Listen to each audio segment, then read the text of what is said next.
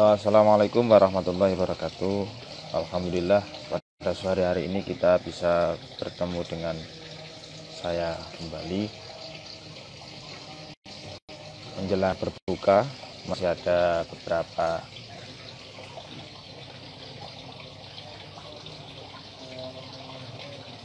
beberapa waktu sebentar, melanjutkan pada tema yang kemarin terkait masalah dakwah yang diperjuangkan oleh para ulama, yang dijalankan atau dilakukan oleh para ulama, dari mulai Mbah Hasyim Asy'ari, kemudian para ulama-ulama yang lain,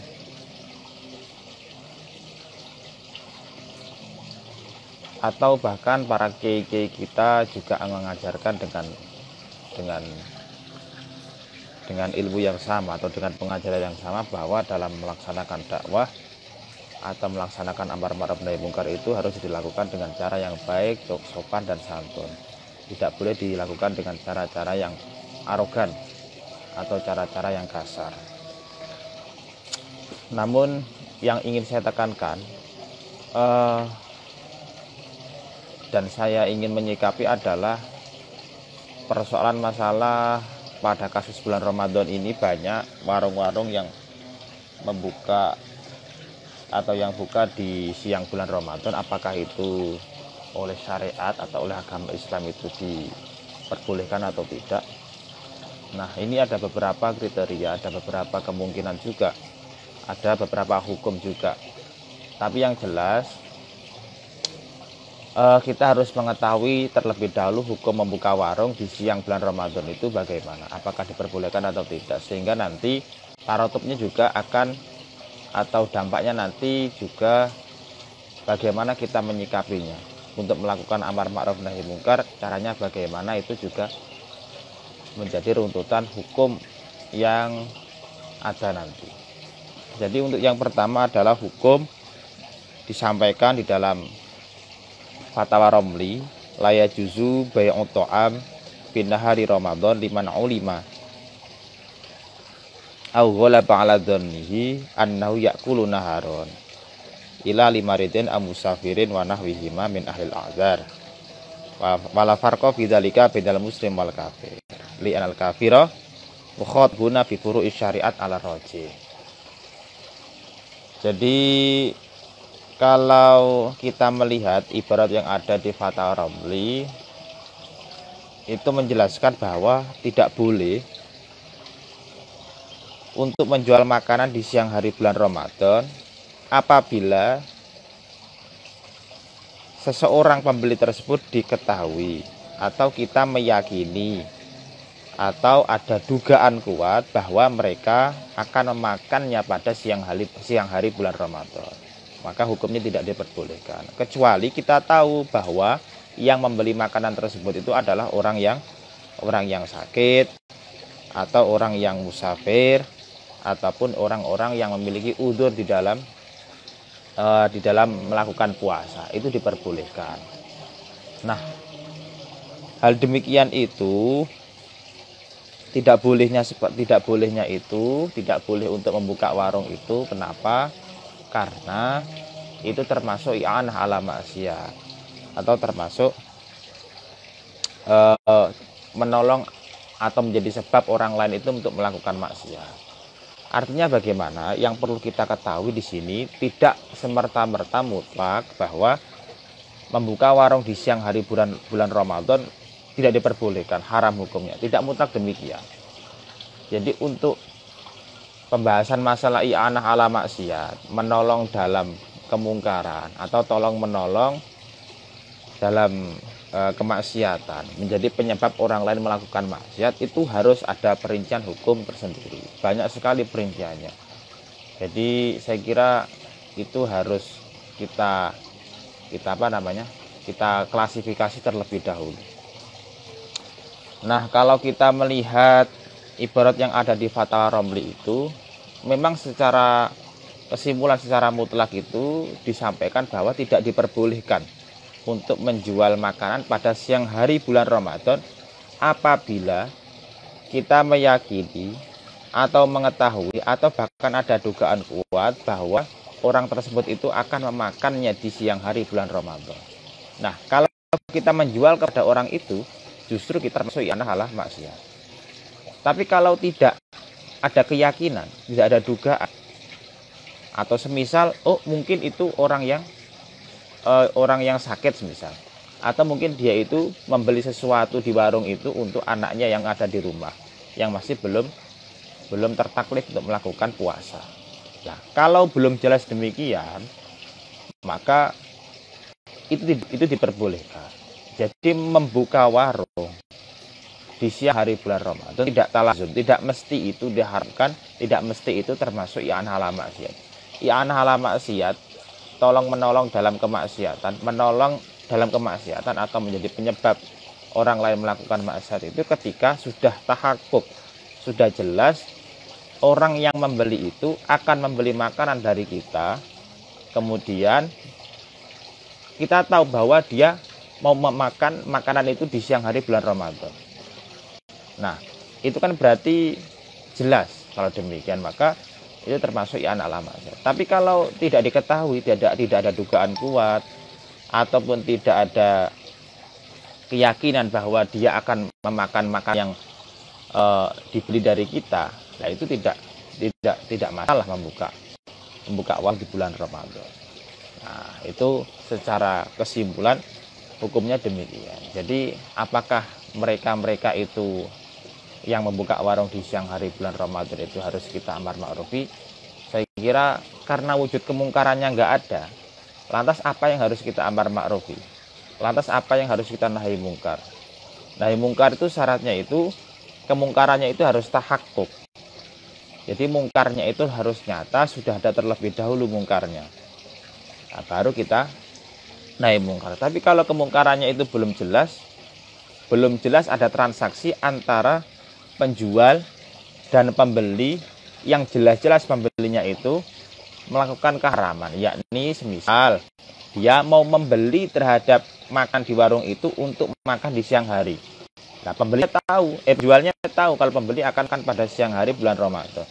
Nah, itu kan termasuk kategori yang maksiat. Nah, kalau sudah jelas hal demikian, maka itu boleh kita amar ma'ruf. Atau warung-warung yang memang sengaja dibuka di bulan Ramadan, memang dikhususkan bagi mereka-mereka yang tidak puasa, semisal memang dia itu wajibnya puasa, tapi dia itu tidak mau melakukan berpuasa, tidak mau berpuasa. Akhirnya warung itu dikhususkan bagi mereka-mereka. Itu kan jelas memang tempat-tempat yang memang digunakan untuk bahasanya itu digunakan untuk membatalkan puasa lah, itu boleh bagi kita untuk amar ma'ruf nahi mungkar. Nah, jadi seperti itu. Tapi kalau kemungkarannya itu belum jelas, itu saya kira kok nggak perlu untuk kita amar ma'ruf nahi mungkar. Tidak perlu kita nahi mungkar, tidak perlu kita amar ma'ruf. Tapi syarat dari amar ma'ruf nahi mungkar itu harus tahakkuk, harus nyata.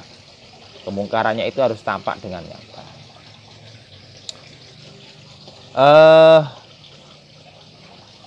Selanjutnya, kemudian bagi orang kafir. Nah, orang kafir itu kita harus tahu, orang kafir atau orang non-muslim itu sebenarnya dia itu mukhatabuna bi furu'i syariat. Dia itu terkhitobi untuk menjalankan syariat. Orang kafir itu terkhitobi untuk menjalankan syariat. Nah, itu pun sebenarnya hukum-hukumnya juga masih ada perkhilafan, tapi tidak masalah. Tapi menurut qaul rajih bahwa orang kafir itu mukhatabuna bi furu'i syariat. Sehingga orang kafir pun sebenarnya dia itu juga harus melakukan puasa. Tapi karena dia itu terbentur dengan keyakinannya, akhirnya dia itu tidak wajib untuk melakukan puasa. Tidak sah bahkan untuk melakukan puasa. Sebab syarat untuk melakukan niat itu harus dengan menggunakan harus Islam, harus iman. Sedangkan orang kafir itu tidak imannya tidak iman dan juga tidak Islam, sehingga dia itu tidak sah untuk menjalankan ibadah. Tapi sebenarnya dia itu terkhitobi terkitab itu maksudnya adalah dia itu terkena beban untuk melakukan ibadah puasa. Makanya dikatakan mukhatabuna bi furu'is syariah. Nah, sehingga itu juga ada juga ada keterkaitan ketika kok ada orang yang membuka warung di siang hari bulan Ramadan, kemudian ada orang kafir yang kemudian mampir ke warung tersebut, kemudian makan di tempat. Nah, itu termasuk i'anah ala maksiat, juga termasuk dari menolong terhadap perbuatan maksiat. Sebab apa? Sebab orang kafir dia itu terkhitopi untuk melakukan furu' syariat. Nah, kalau kita itu memberikan makanan kepada orang kafir pas di siang hari bulan Ramadan, sementara mereka juga tertaklifi untuk menjalankan syariat, menjalankan puasa, maka ya termasuk kita itu adalah i'anah ala maksiat. Itu demikian.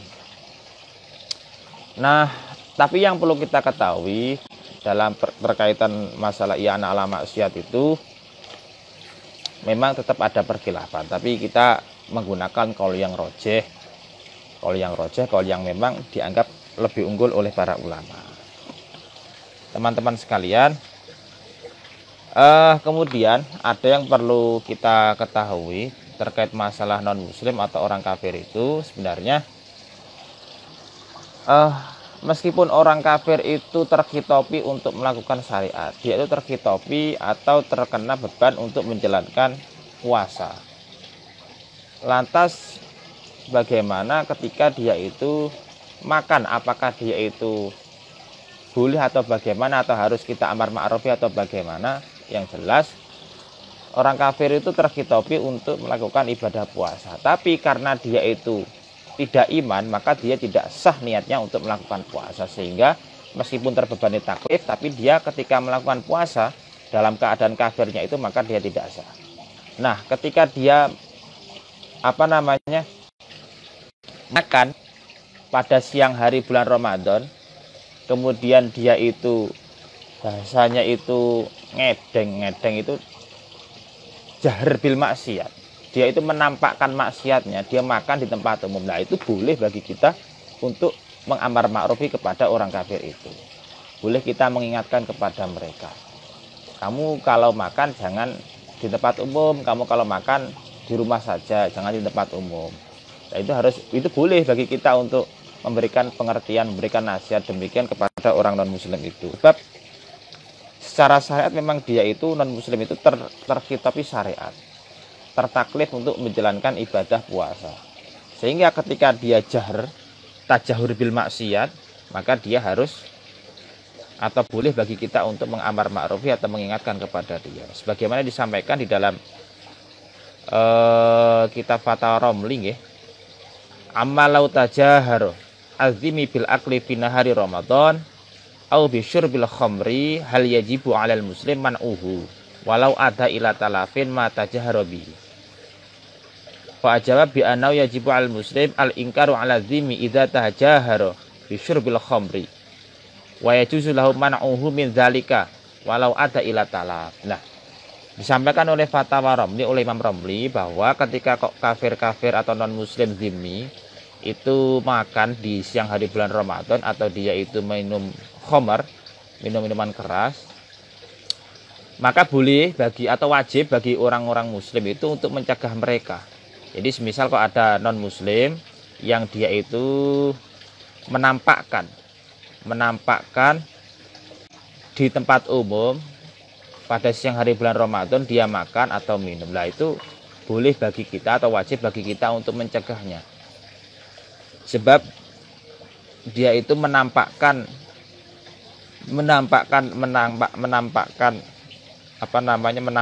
terhadap kemaksiatan. Tapi ketika kok mereka itu sembunyi-sembunyi, ya tidak masalah. Yang dilarang itu adalah yang harus diamar ma'rufi, yang boleh untuk diamar ma'rufi adalah ketika mereka itu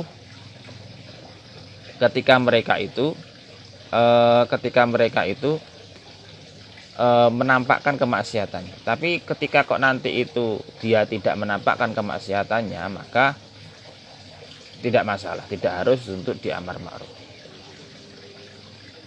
Jadi kira-kira kesimpulan dari Fatwa Romli yang disampaikan oleh Imam Romli seperti itu kalau kita membahas masalah non muslim atau kafir.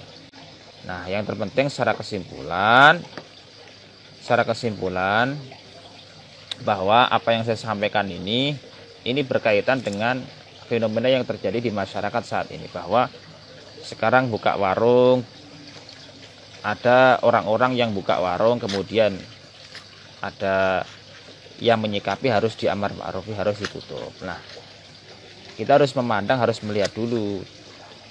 Jadi keharaman bagi orang yang membuka warung itu hanya bisa berlaku ketika dia meyakini si pembeli atau dia menduga si pembeli itu akan memakan makanan yang dia beli di siang hari bulan Ramadan. Ketika demikian, maka hukumnya haram membuka warung, hukumnya haram menjual kepada mereka. Tapi ketika kok tidak mengetahui atau tidak ada dugaan akan dimakan pada siang hari bulan Ramadan, seperti halnya orang yang memiliki udzur, semisal musafir, haid dan yang lainnya, nafais dan yang lainnya, itu orang-orang yang memiliki udzur kan boleh bagi dia untuk memakan di siang hari bulan Ramadan. Nah, ketika kok nanti yang beli seperti itu, maka kan tidak masalah, tidak apa-apa, tidak haram. Nah, jadi itu yang bisa kami sampaikan. Haramnya itu harus dikoyiti, nggak bisa mutlak dikatakan haram, Kalau nanti itu dimutlakkan adalah hukumnya haram, wah ya, kita tahu memang mata pencaharian mereka itu terkadang hanya itu saja. Kalau mereka itu tidak jualan makanan itu, ya dia nggak bisa merasakan atau tidak bisa menafkahi keluarganya. Nah, itu justru akan menimbulkan madharat atau keburukan yang lebih besar. Makanya kita harus menimbang dulu sebelum menghukumi. Kita harus teliti dulu hukum-hukum yang disampaikan oleh para ulama. Kita harus selektif juga apa yang disampaikan oleh para ulama agar nantinya apa yang kita hukumi itu tidak sampai menimbulkan keburukan atau mafsadah yang lebih besar. Saya kira itu yang bisa kami sampaikan. Kurang lebihnya kami mohon maaf. Ada beberapa pertanyaan nih di kolom komentar gitu.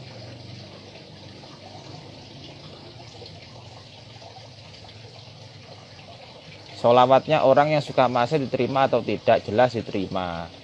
Orang yang suka maksiat pun sholawatnya diterima. Jadi barang siapa yang membaca sholawat kepada Kanjeng Nabi 1, maka akan dibalas 10 sholawat oleh Allah. Nah, jadi Allah saja bersolawat kepada Kanjeng Nabi, masa kita nggak bersolawat kepada Kanjeng Nabi? Terus jelas diterima ndak itu urusan Gusti Allah, bukan urusan kita. Kalau kita itu hanya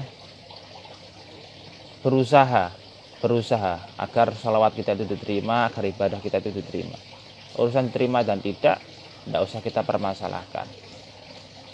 Yang jelas pokok yang penting kita terus melakukan ibadah, melakukan sholawat. Itu saja. Saya kira itu yang bisa kami sampaikan. Besok kapan lagi kita bertemu lagi dengan tema yang berbeda. Semoga apa yang bisa kami sampaikan ini bisa bermanfaat, kemudian bisa bermanfaat bagi kita semuanya. Dan walafu minkum. Wassalamualaikum warahmatullahi wabarakatuh.